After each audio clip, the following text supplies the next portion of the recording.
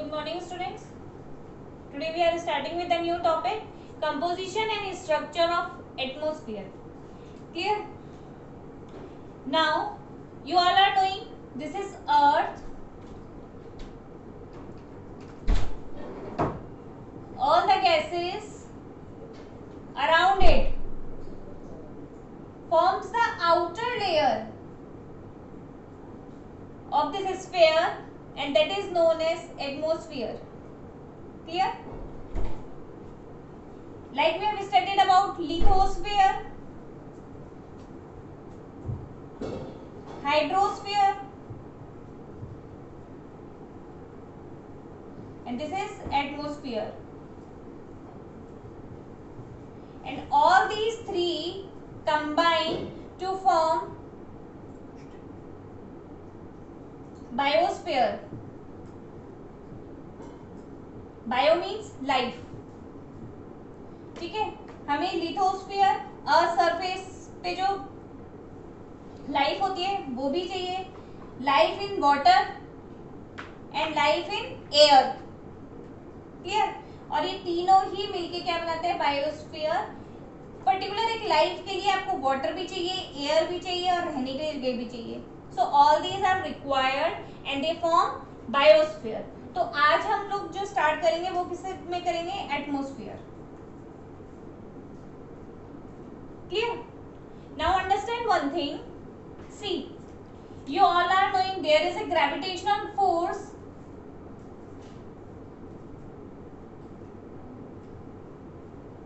working on it. Earth के ऊपर कौन सा फोर्स काम करता है? Gravitational force. ठीक है. So air around it due to this gravitational force they just come close to it. ठीक है. और यहां पर क्या है? Mixture of many gases, heavy density heavy gases, they are formed around this atmosphere. ठीक है. ये क्या करते हैं? इस अर्थ के चारों तरफ all these gases are layer and they form atmosphere. Clear? So but this is only, there is only not only one layer around it, there are different types of layer around this. Clear? केवल एक ही layer नहीं है, there are different types of layer around it. About those layers only, what are the different activities happening in these layers, that is only we are going to study in this chapter. Clear?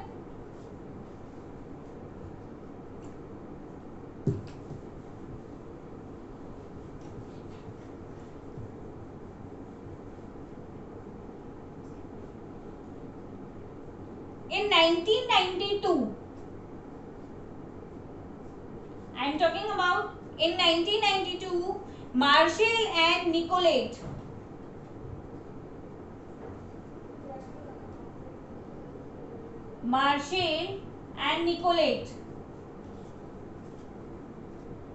these were the two geographers and they divided this atmosphere into two parts. Clear? यानी कि इसको कब divide किया गया? 1992 को.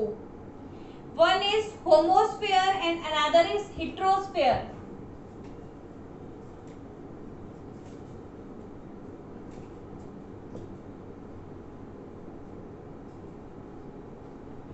होमो means in the science also you have studied homogeneous mixture, heterogeneous mixture, जिसमें क्या होता है?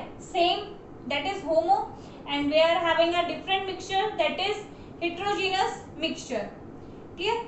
So what these two scientists did, that in 1992 they divided this atmosphere into two parts. One is homosphere and another is heterosphere. Clear? In this part again it is divided into three parts, that is troposphere, stratosphere and mesosphere.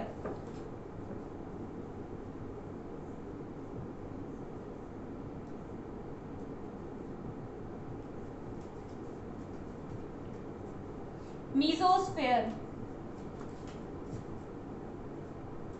Yes, the properties of this sphere is that there are the gases in a same amount. Gases present in these spheres are of same amount.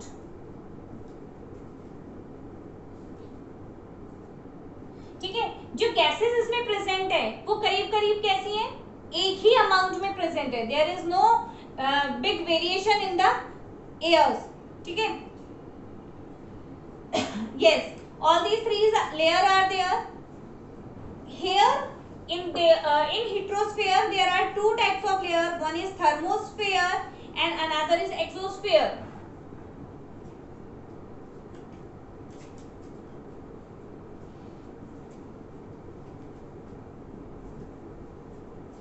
एक तो है thermosphere और exosphere. ठीक है, the gases present in these sphere they were of the same amount and they were of different.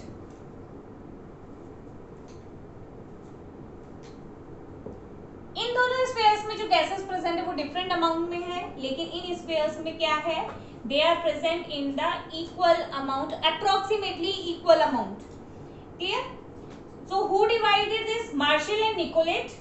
Where when did they divide it? In 1992 into two parts, homosphere and heterosphere. Homosphere was divided into again three layers: troposphere, stratosphere and mesosphere.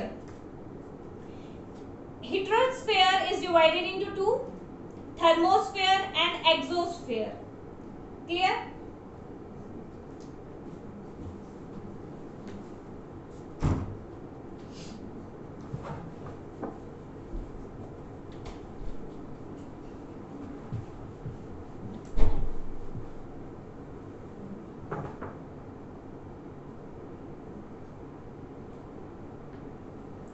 Now see,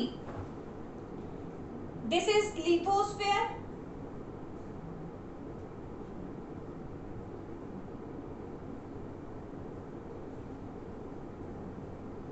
clear? जो हमारा earth surface है up to 8 to 18 kilometre.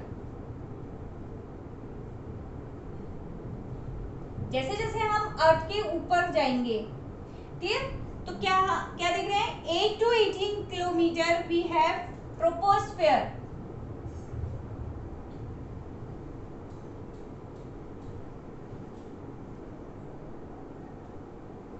Then again we are going up to 50 kilometer.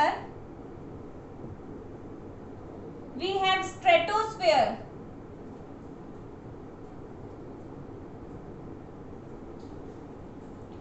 Yes.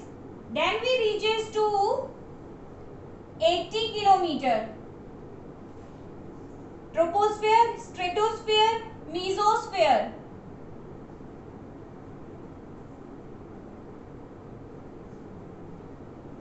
Clear? Then up to 640 kilometer.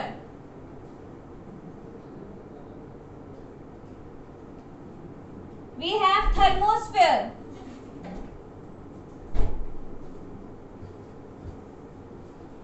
Clear?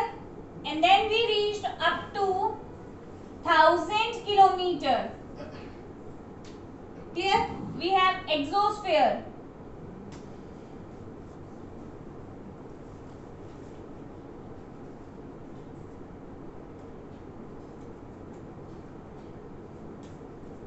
इनके बीच में कितनी दूरी है? Lithosphere से troposphere 8 to 18 kilometre. Troposphere से स्ट्रेटोस्फीयर के बीच में 50 किलोमीटर. This is 80. और 80 किलोमीटर तक जाएंगे. कौन सा है? मीजोस्फीयर. 640 किलोमीटर तक थर्मोस्फीयर और 1000 किलोमीटर के बाद क्या है, उसके बाद सारा एक्सोस्फीयर है, बाहर का एरिया है. क्लियर?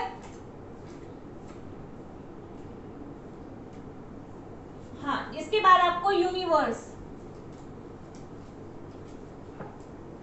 अंतरिक्ष में पहुंच जाएंगे आप.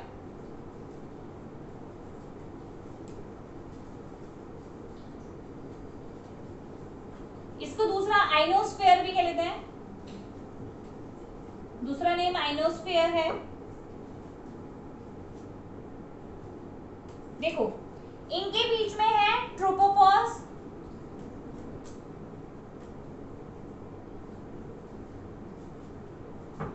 tropopause, then we have stratopause, mesopause,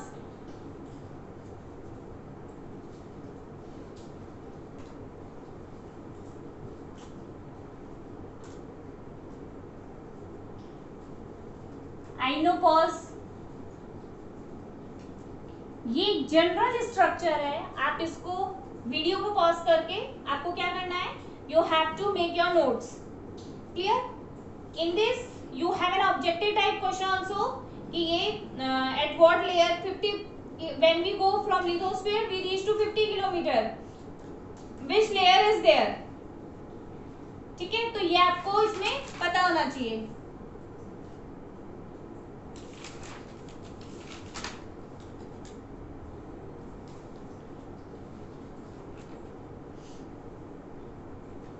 Now understand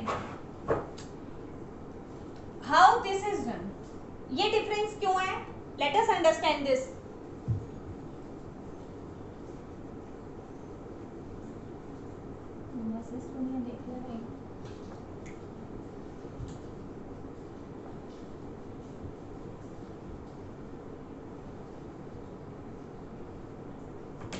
Now see, this is you all are knowing this is Earth, this is 0 degree equator, this is 23.5 degree north, 23.5 degree south, okay। Then we have 66.5 degree, 66.5 degree and 90 degree। This is 0 degree equator, 23.5 degree north, 66.5 degree north, 90 degree north, 23.5 degree south, 66.5 degree south, 90 degree south। This is North Pole, this is South Pole, yes, this is equator, this is Tropic of Cancer, this is Tropic of Capricorn,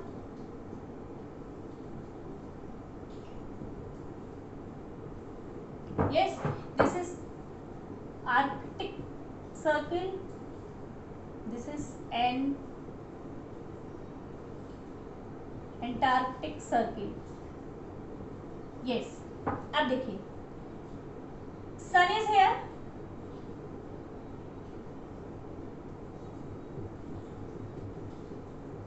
ठीक है। सन की जो movement है, वैसे तो आपको ये बात बहुत अच्छे से पता है कि सन डजंट मूव, अर्थ मूव, लेकिन मैं ये कहूंगी जो अर्थ का मूवमेंट है वो इस टाइप से है कि जो सन की रेज हैं वो यहां से यहां इसके बीच में रहती है, क्लियर। सन की जो रेज है वो कहाँ होती है, इसके और इसके बीच में रहती है। यानी कि मैं कह दूं कि जब अर्थ मूव करती है तो सन की रेज क्या होती है, सन की अपनी पोजीशन बदल लेता है ऊपर और नीचे, क्लियर। जैसे अगर मैं बात करूं 22 दिसंबर, 21 मार्च, ठीक है, 21 जून,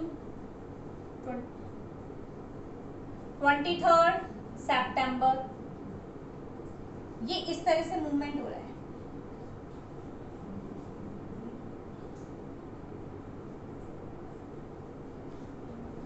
क्लियर। 21 मार्च 23 सितंबर को सन की पोजीशन, सन रेस डायरेक्ट कहाँ गिरती है, इक्वेटर के ऊपर, क्लियर। फिर क्या होता है, सन कहाँ चला जाता है, मार्च अप्रैल मई जून में यहाँ, अगेन सितंबर में नीचे आ जाएगा और फिर 22 दिसंबर को यहाँ आ जाता है। ये इसकी पोजीशन रहती है, क्लियर। अब सुनिए, जो सन है जहां उसकी रेस गिरेगी वो वहां पे टेम्परेचर बढ़ेगा, टेम्परेचर विल इंक्रीज। क्लियर? सन की रेज डायरेक्टली जहां फॉल होगी वहां टेम्परेचर इंक्रीज हो जाएगा। सन यहाँ है तो बाकी जगह टेम्परेचर कम है, और सन यहाँ है तो ऊपर क्या है, नदर्न हेमिस्फीयर के अंदर टेम्परेचर कम है। सन की रेज जहां गिरती है वहां टेम्परेचर बढ़ता है। जब टेम्परेचर बढ़ेगा तो जो एयर है वो लाइट हो जाएगी। हम लोग बात कर लेते हैं, बहुत अच्छे से हमको पता है इंडिया की पोजीशन यहाँ है,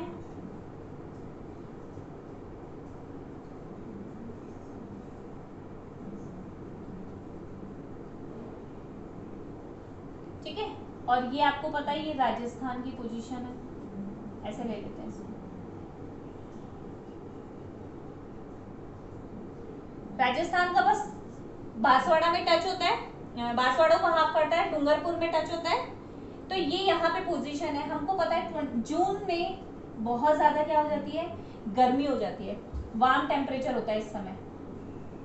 क्लियर? आप क्या देखते हो, जब ये वार्म है, गर्मी बहुत ज्यादा है, तो इस यहाँ पे क्या चलती है, लू। ठीक है, लू कैसे होती है, आप लोग क्या करते हो, अपना फेस वगैरह कवर करते हो। फेस कवर क्यों करते हो आप लोग, ताकि वो गर्म हवा जो वार्म विंड है वो आपके डायरेक्ट स्किन पे टच नहीं हो।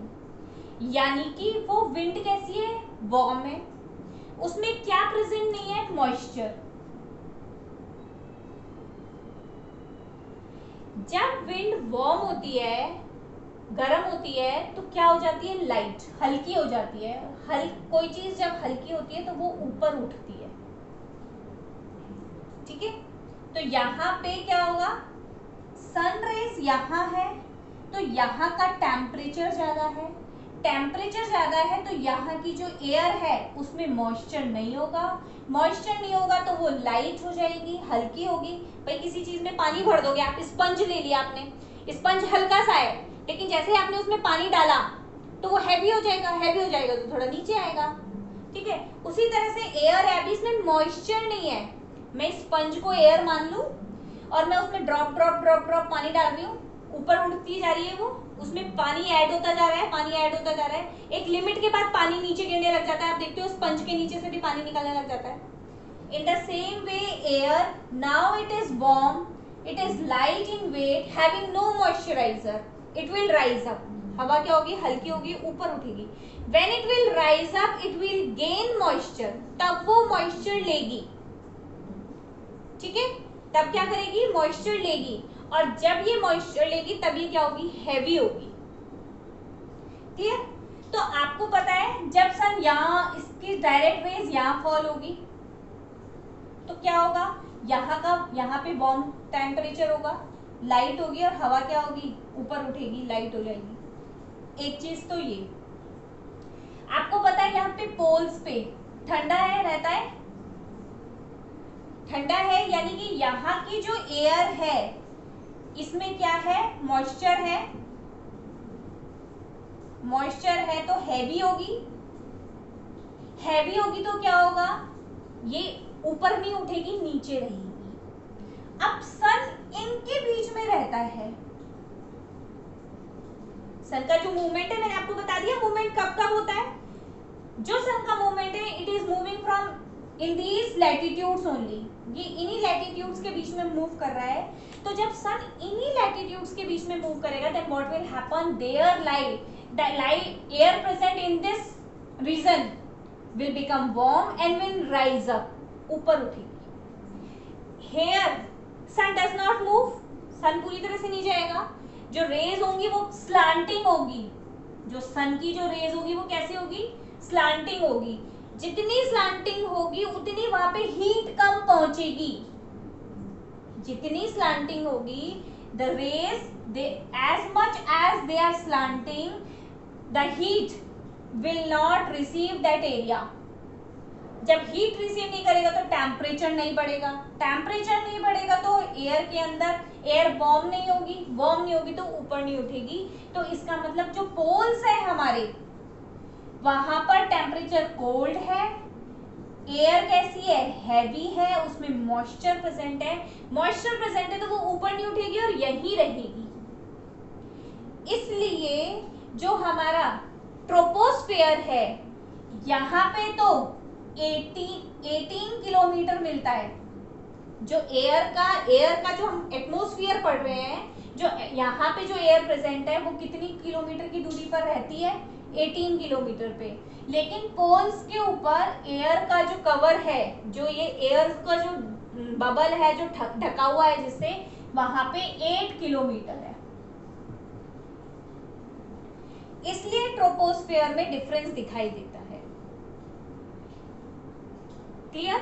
दोबारा से मेरी इन बातों को समझेंगे। सन का जो मूवमेंट होता है वो इस तरह से होता है, ठीक है। जो इक्वेटर लाइन है ये अर्थ को 2 स्फीयर्स में डिवाइड कर रही है, northern sphere and southern sphere. Sun का मूवमेंट इस तरह से मूव करता है दिसंबर में on the tropic of Cancer. Now it is moving up, 21 मार्च को इक्वेटर पे है, 21 उसके बाद जून में ट्रॉपिक ऑफ कैंसर पर है। अगेन अब वो नीचे वापस आएगा, यस, नदर्न हेमिस्फीयर में जाने के बाद now it will started moving in southern hemisphere. The when it is moving in the southern hemisphere on 23 September again it will reach to equator. Again on 22 December it will reach to tropic of Cancer. तो जो सन का movement है वो इसके बीच में ही हुआ, तो temperature यही ज्यादा रहेगा। टेम्परेचर जब यही ज्यादा रहेगा तो यहाँ की एयर जो है उसमें मॉइस्चर प्रेजेंट नहीं होगा, मॉइस्चर प्रेजेंट नहीं होगा तो वो क्या होंगी, हल्की होंगी, उसमें वेट नहीं होगा। और जो विंड, जो एयर जो हल्की होती है वो कहाँ होगी, ऊपर ऊपर उठती है, ठीक है। तो जो हमारा लिथोस्फेयर है, लिथोस्फेयर जो है उससे वहां पे क्या होगा, जो एयर है वो 18 किलोमीटर तक उसकी दूरी हो जाती है। और जो पोल्स हैं, पोल्स पे वहां पे कोल्ड क्लाइमेट है, कोल्ड क्लाइमेट है तो एयर कैसी है, कूल है। कूल का मतलब कि उसमें मॉइस्चर, आपको ठंडी हवा कब लगेगी, अभी इन दिनों बारिश हो रही है तो ठंडी हवा क्यों लग रही है, क्यों, क्योंकि उसके अंदर मॉइस्चर प्रेजेंट होता है।